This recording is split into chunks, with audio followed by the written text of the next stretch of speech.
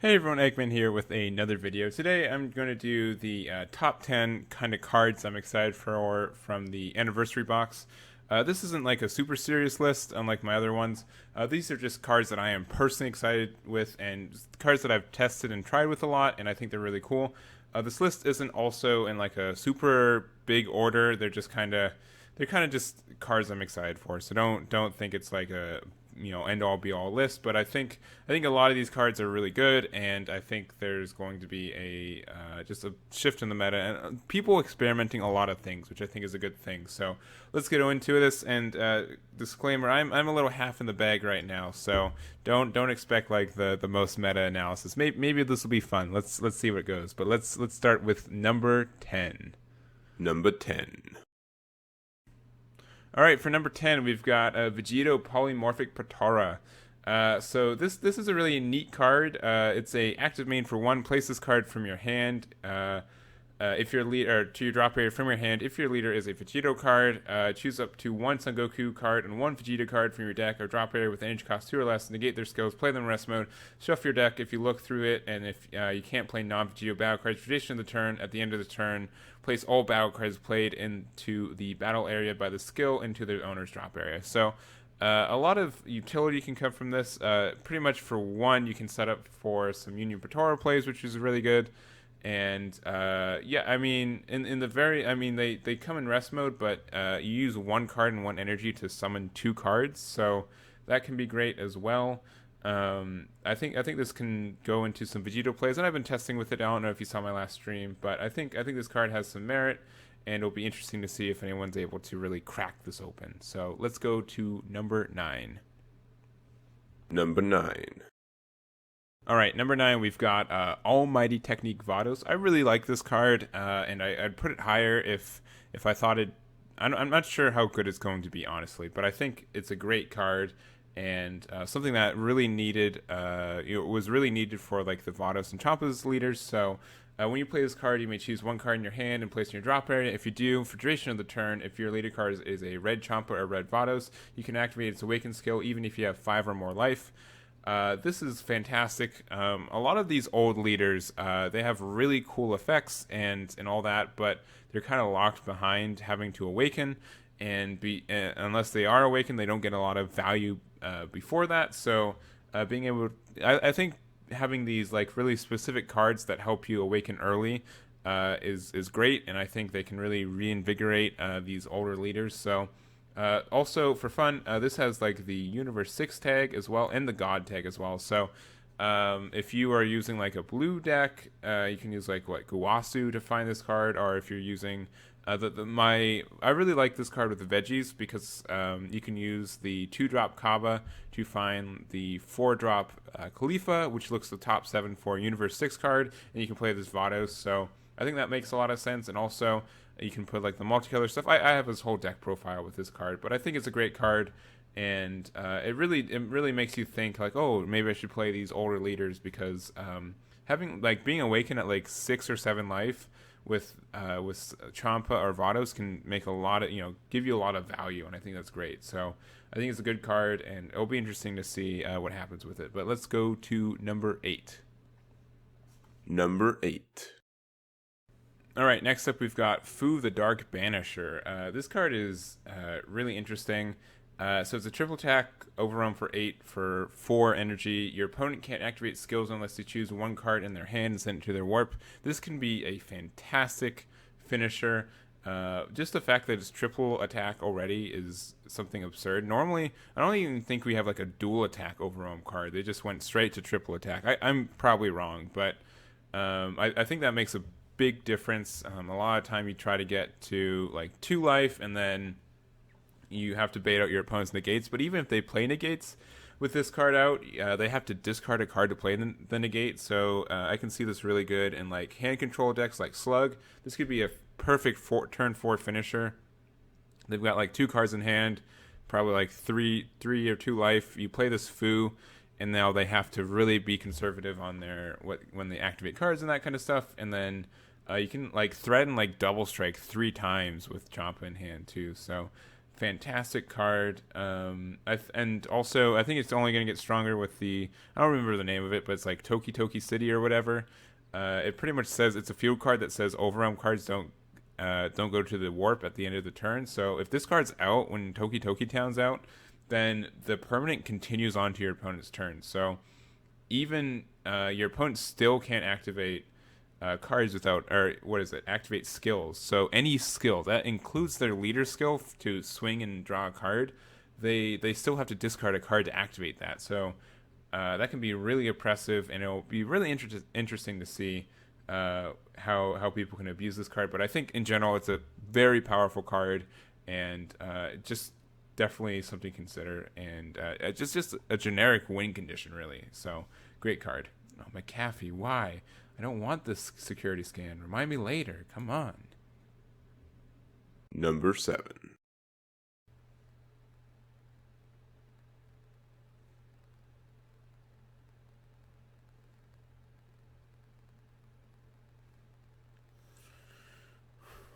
Next up, we've got this Next up, we've got this short and sweet card. It's an active battle for 1. If your leader card is a black Saiyan, it gets plus 15k and double strike for duration of the battle. That's just absurd in like 3 decks, maybe 2.5. If we look at our deck builder and we go to our leaders and we choose a black, so we've got immediately the ones that come to mind to me are Mass Saiyan. I think everyone comes at this card because it gives itself crit, and so being able to have a like 30 or even 35k double strike crit for 1 energy is a lot of pressure. So that's fantastic. Also, I think second, runner up is Son Goku, like Vanilla Ku. Just being able to give yourself like a big old double strike already is fantastic, especially since the point of this deck is to just get a lot of like big beat sticks. I think that's fantastic. And some kind of ones to think about, like Black Broly can, sees play every once in a while, so just giving, once again, double strike is fantastic. Black Mass Saiyan and Trunks, not so much, but hey, they fit into it. And anytime they make a Black Saiyan in the future, I think this card will be thought of for that. So I think that's really just fantastic, and we'll see how far this card goes. Number 6. All right, next up we've got the Android 13 support. I thought this card was really neat, and I felt bad like it didn't have any it felt like it was running a little short. So to have some more support cards, I think is really important. So this guy is a Union Absorb. Choose 1 Android 14 and Android 15 card in your drop area. Place them under this card. If your later card is an Android card, choose up to 1 Android 13 card from your hand with energy cost 7 and place it on top of this card. You can't play cards from any area if there's an Android... permanent. You can't play this card from any area if there's an Android 13 card in play in your bow area. But so essentially you can't double... you can't play this card again if you already have an Android 13 out. Because the Android 13 can kind of generate an infinite loop with itself and just destroy your opponent's hand. So I think they're trying to... which would be pretty degenerate. So I think kind of keeping that in check is important. But this is a great card. So when you play this card, your opponent chooses one of their battle cards to KO it. One of your opponent's battle cards is placed in the drop area from any area by any of your skills other than this one. Your opponent chooses 1 card from their hand and places it in the drop area. So if left unchecked, this card can just completely destroy your opponent's hand, which is very good. It's a big 30k double strike. It doesn't have protection, which is the only bad thing, and also your opponent has to choose their battle cards, so you don't necessarily get to blow up what you want, but I think this has a lot of potential. I've been trying it with the original Android 13 leader, but also I know it's gotten some success for the Super 17 leader and stuff like that. So this card's also something to talk about too. So it's just like an Android 14 and 15 you can put in your drop area for free to activate your 13. But also, if you are running the OG 13 leader, you can place this card in the drop area from your hand. If your leader card is Android 13, draw 1 card. So being able to have free cycle and essentially run a 46 card deck can be really important. And the Android 13 leader can awaken on 6 life if you have this card in your drop area too. So that's nothing to I think that's really important, and I think that leader can be somewhat competitive as well, but we'll kind of see how things shake out. But I think this is a really cool.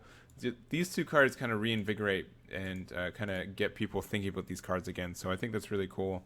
And I'm really excited to see what happens with these. But let's move on to number 5? Yeah, probably 5. Number 5. All right, how could I not include my boy Krillin? So this is a 1-drop 4K card that if your leader card is green Son Goku card and it's flipped to its back, increases this card's energy cost by 3 in all areas, and this card gains blocker. Also, when you play this card, draw 1 card. So the ideal way to play this card is you play this when you're unawakened for 1, draw a card. Then you awaken.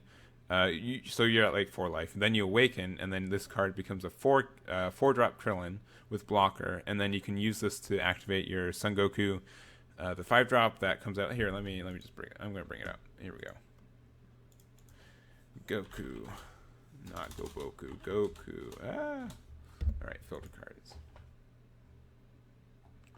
This one, Final Showdown Son Goku. So, when a Krillin card with energy cost 4 or more in your battle area is KO'd by your opponent, if your leader card is a green or black, play this card from your hand, and you can't play Final Showdown Son Goku for the duration of the turn. And when you play this card from your hand, choose up to one of your opponent's cards, ignoring barrier, and KO it. So, that is very important to see.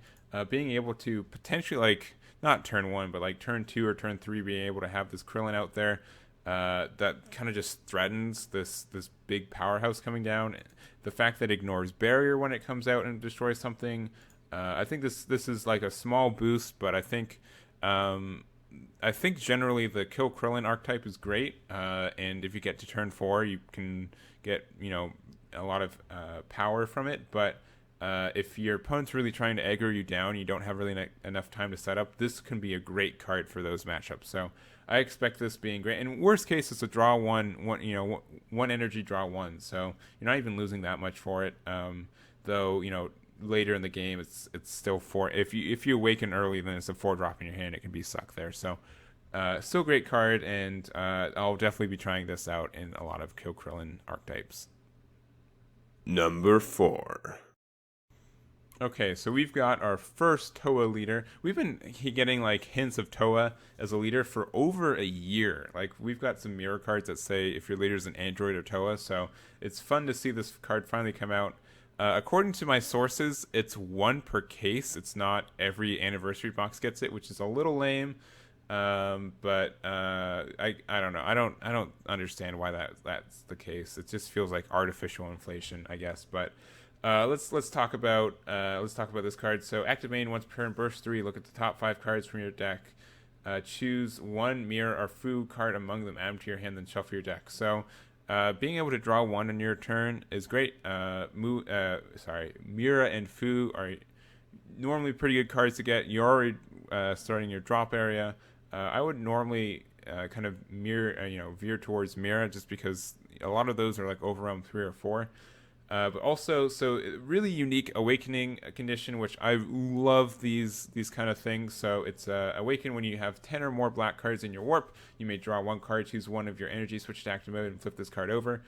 And so on the awaken side, and so you can like have like 6 or 7 life and be there. So I mean, once per turn, burst 3. So you're kind of on turn 3, you would have like 9 cards in your drop area. So you pretty much do it yourself, as long as you like overwhelm twice or even once on turn 3, then you can awaken and whatever. So but on the awaken side, active main once per turn, choose 3 black cards in your warp area, place them in your drop area, then choose 1 mirror card in your battle area. Gains critical for duration of the turn. Giving out crit is fantastic, especially some of these mirror cards. Like if you get it on like the big 7-drop mirror, that can be devastating, especially if you get it out with the double strike on it, if like you do the actual like union absorb ability. But even like some of the other ones, you can just get a free crit. So for putting cards back into your drop area for future overwhelm plays. And then also active battle once per turn for 1 energy. Choose 1 card in your hand, place in your drop area. Choose up to one keyword skill on your opponent's battle cards and negate it for duration of the turn. This can have just devastating consequences. your opponent can be trying to go in with like a big old double strike, and then you just remove it, and then nothing happens, right? Then you only take 1 damage. That's really good. The only bad thing about the awakened side of this leader is that there's no like intrinsic way to gain value. Technically, if as long as like you keep attacking with a Mira, you get like a +1 from like your opponent like negating or trying to not get crit. But I think it's a good balance. I think this card's well balanced, but it is a bit awkward not drawing on your awakened side. So it kind of sets up this kind of game state where you have to figure out, when is the best time to awaken, and I think that's really great. I think that's it makes this leader really skillful to use, and I think it brings a lot of complexity, which is nice. So great leader, and I'm happy. I think it was worth the wait. So let's go on to number 3, probably 3. Yeah, 3. Number 3. All right, number 3, we've got Son Goku Path to Infinite. This card is fantastic for like a specific card. Maybe I should put that card up, right? Yeah, that's probably a good idea. So it's a blue Goku, and it's a battle card. There's probably like only 1 or 2 of those, right? It is the, let's see if I get Ultra Instinct. Oh man, there's 4 pages of this guy. Nope. Where is he? Is he really on the last page? Yeah, of course he is. All right. So how this card works is that activate for 1 blue. If your leader card is blue, you can and you also choose one of your blue battle cards with energy cost of 4 and return it to its owner's hand. You play this card from your hand. So being able to get a 5-drop Goku out for essentially 1 energy. Yes, you need setup, but being able to get this guy out flexibly is fantastic. And the big reason for that is that you can go directly into the Ultra Instinct Saiyan Son Goku for 2 blue. Place 1 card from your hand in your drop area as well, but on a blue Goku with energy cost of 5 more. But this is has a big triple strike, 35k, and also permanent. Your opponent can't combo for duration of this card's battle. And also auto when a card evolves into this card, return all of your opponent's battle cards to their owner's hands. So a lot of layers on this.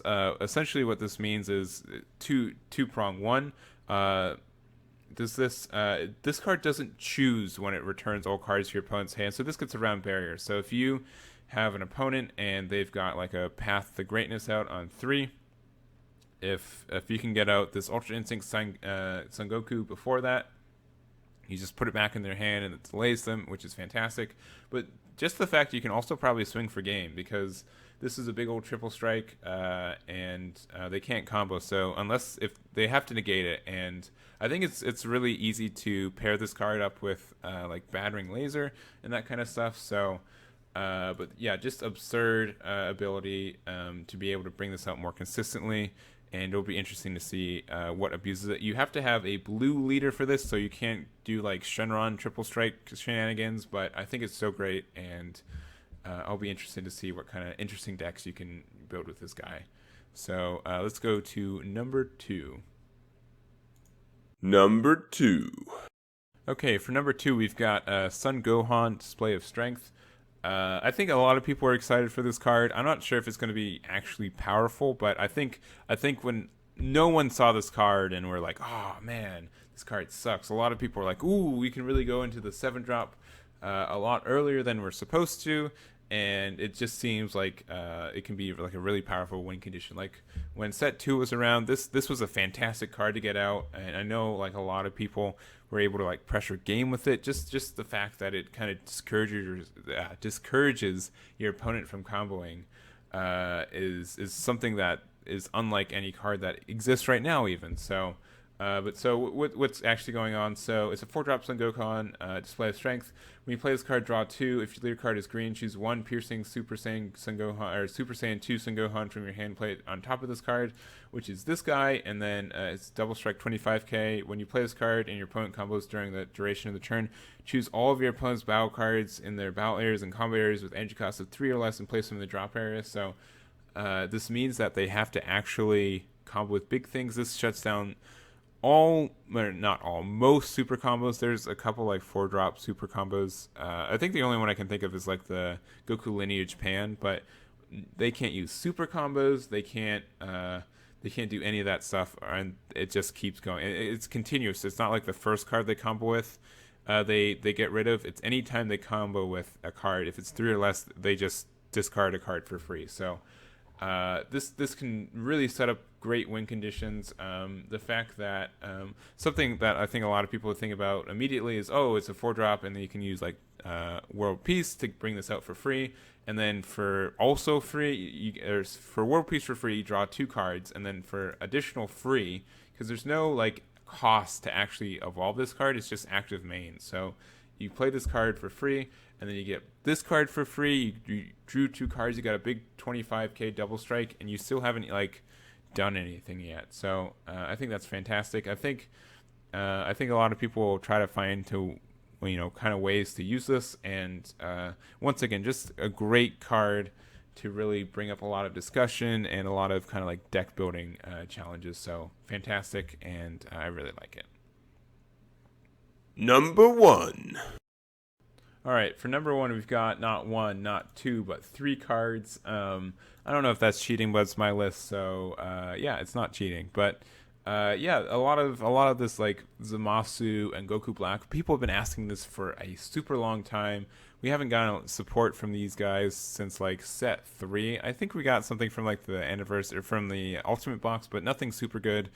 And I think people really wanted the support, and not only are we getting support for this in this anniversary box, but it's already been spoiled that we're getting some blue yellow like multicolor support for this in set 7. So it's a kind of a no-brainer for like just an archetype for people to really think about and really experiment with. But and I think it's like the only archetype that got 3 cards of support. I think a lot of them got like 2 or 1 cards, but this had 3 full cards of support. So let's talk about that. So we've got the 4-drop Fuse Zamasu Fusion Refined.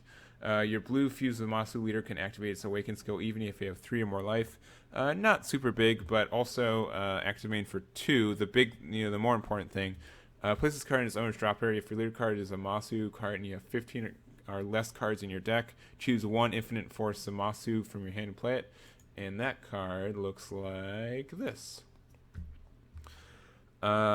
Ignore everything, but so auto, when this card attacks, choose up to 1 card for each from your opponent's battle area, energy, life, and hand, and place them at the bottom of their owner's deck. That is just oppressive. Like, just being able to swing at this card, already take a card from their life and their hand and their energy, and so like you can snipe like an open energy and then swing with something else as well. This is just like a super strong card that was great for ending the game, but you would never get to it. Like worst case, like best case, you'd be able to Union Potara this for 7, but that's not happening right now. So being able to cheat it out so early with restrictions to a certain leader, which I think makes sense, but that's just fantastic, and I think this is a great card. But we also got like 2 others. So we got Goku Black, counted down to destruction. When you have 5 or more energy, you can play this card from your hand without paying its energy cost, which is great. And when you play this card, if your leader card is Goku Black or Zamasu, draw 1 card, and you can't play this card for duration of the turn. Great. So being able to either get this card out for like a Union Fusion for free is fantastic, but worst case, like you just play this and then you draw a card, right? It just replaces itself for free. And also, so either you can use this for Union Potara, but you can also use this to go into Unstoppable Despair, Goku Black Rose. So for 7 energy, you can evolve into this, and when a card evolves to this card, if your leader is Goku Black, choose up to 3 of your opponent's energy and place them in the drop area. That is insane.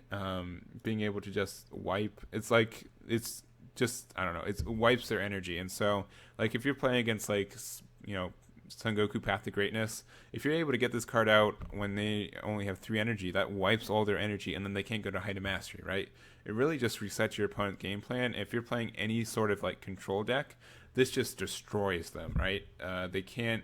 Most of these kind of control decks kind of just ramp up until like 4 or 5 energy, and then they plop down their win condition, right? This just sets them back 3 whole turns, and also has like a triple strike threat that they have to kind of deal with. So this is great, and I can see this kind of being like if things are getting a little bit too controlly, I can see this card really kind of keeping things in check. And then also the extra card, which is, I think this is like the perfect card for these decks. So if your leader is Goku Black or Zamasu, it gains. So it's an active battle combo. It gains 10k power for duration of the battle. Then, if there's a total of 7 more energy between you and your opponent, place this card from your drop area in your energy in rest mode. So being able to ramp out. So if you have 7 energy between the two of you, it usually means that you have 4 and your opponent has 3, or more than that. Usually you have at least 4, and then you can just play the no Goku Black for free. This boy, because then you're at 5, and so there's just a lot of synergy with this card. It has defense capabilities, but it also has ramping capabilities. I think this is fantastic. So I really think these cards deserve to be at number 1. I think it's going to just reinvigorate the archetype.